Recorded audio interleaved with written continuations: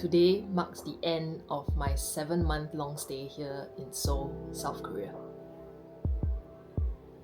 This has been the Airbnb that I've been staying at for the past 6 months, in fact. So the bed that I've been sleeping on, with this amazing view out front. If you followed me on my Instagram, you've probably seen this view before, when it snows, when it rains, and all the cherry blossoms as well. I have a rooftop which I sometimes go out to and snap some photos. You can actually see the Namsan Tower from here. I don't know if I can show you. Namsan is right over here, somewhere here. I'll show you a photo I've snapped. Bathroom situation is a little bit small, but it works for one person. So bathrooms like that. Storage, plenty of storage. I have a lot of storage, like cupboards here and shelvings here. Fridge, mini fridge. It was hard trying to make do with whatever that I was cooking at home, but I made it work for the past 6 months, and this taught me that I want to have a bigger fridge next time in my own house.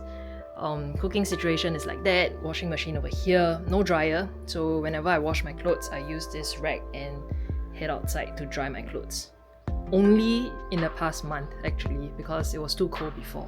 My humble tiny abode, but I really love this place. It's an attic house.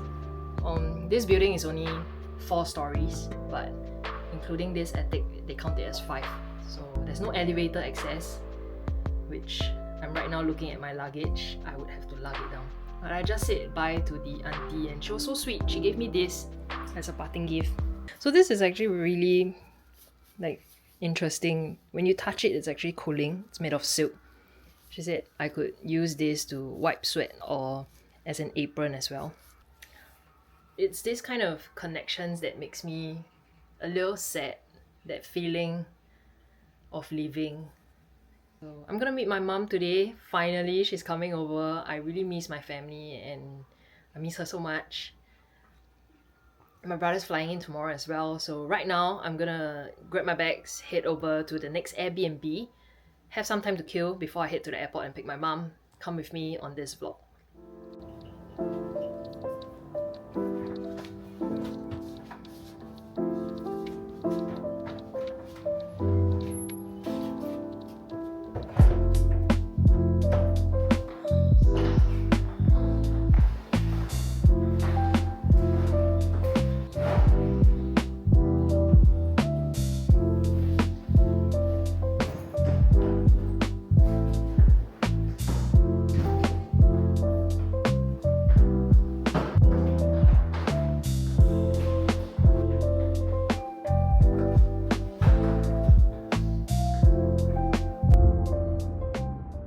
I was on a cab on the way to the Airbnb I had booked a few months earlier when I ran into a bit of a situation. For some context, my mom's mobility isn't the best. She isn't able to climb a normal flight of stairs comfortably.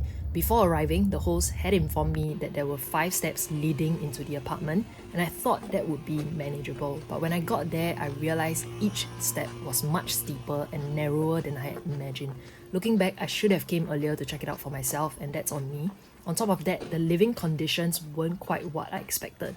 Because of all the ongoing constructions in the area, the taxi couldn't even drop me directly at the house. I've never really felt unsafe in Korea before, but this neighborhood was the first place that gave me that feeling. The walk to the apartment wasn't ideal either. The reason we booked an Airbnb in the first place was so that all of us could stay together in a house while still having our own rooms and space to rest. But standing there and looking at the situation, I knew I didn't really have a choice. I had to cancel a booking and find another place to stay. The timing couldn't have been worse. It was a holiday weekend in Seoul and most hotels were already fully booked. I took a cab down to Marriott hoping they would have a room available, even though every booking platform showed they were sold out. No luck. After a few stressful hours of searching, we eventually managed to secure a room at Sotetsu Hotel in Dongdaemun. To make things worse, the host wasn't exactly understanding about the situation either. But honestly, I didn't want to let something like this ruin the start of our time together.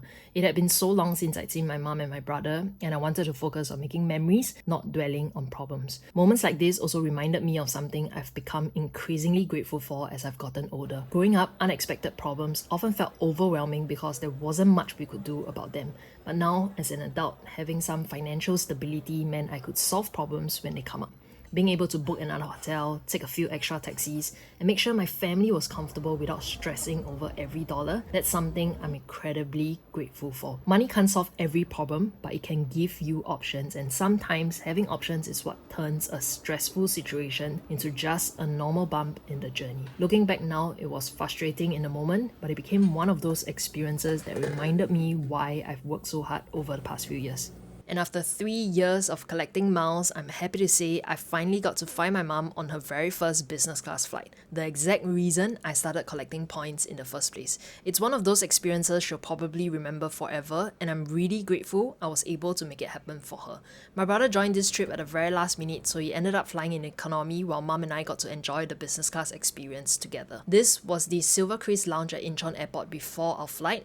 We chose the Korean menu on board. My mom's bibimbap was a little average, but mine was surprisingly good. And with that, it was finally time to head home.